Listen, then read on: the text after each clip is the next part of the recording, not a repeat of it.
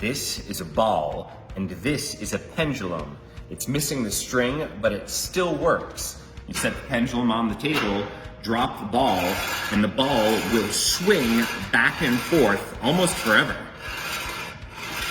These tubes have different shapes, but when you pour liquid into them and hold them at the same level, the liquid rises up at the exact same rate. You would think it might fill up one of the smaller tubes before the bigger tubes, but it fills them all up at the exact same time. This gadget uses centripetal force to stop your coffee from spilling.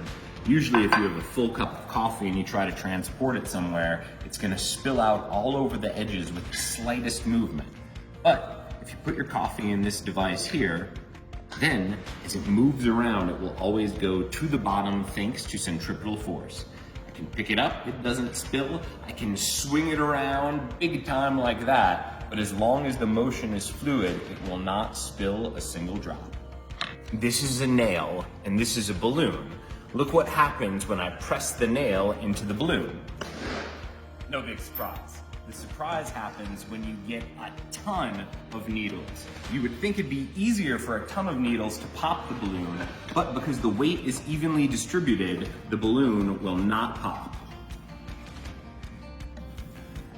This is memory wire. It's wire that remembers its shape even when you unbend it.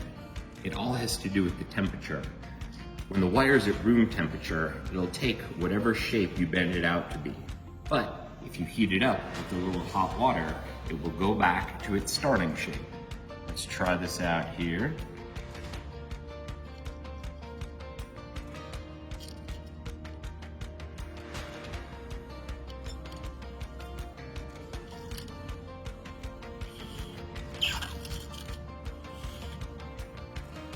Most people can't even balance one nail on the head of another nail, but it's actually possible to balance 10 nails on the head of one nail.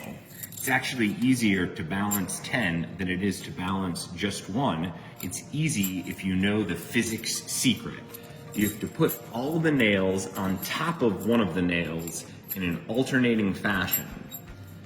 You put down every nail, but you leave yourself one. This one goes on top of the rest of the nails, and then the nail's weight will actually hold the other nails into place, and you can balance 10 on one. This is a Gazinta box. That means that the inside of the box is actually bigger than the outside of the box. Right now, the white box is the big one. This red and yellow box fit right inside of it. But even though it's smaller, it's big enough to accommodate the larger box.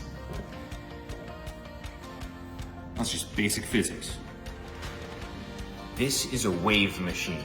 When I turn the handle right there, it's gonna make 3 different types of waves. The first one you'll see along the black circles, the second one you'll see along the gray hexagons, and the last one you'll see going up and down with the gray lines there. Look at this. Here's the first wave. Now you can see the next type of wave, and then here's the last type.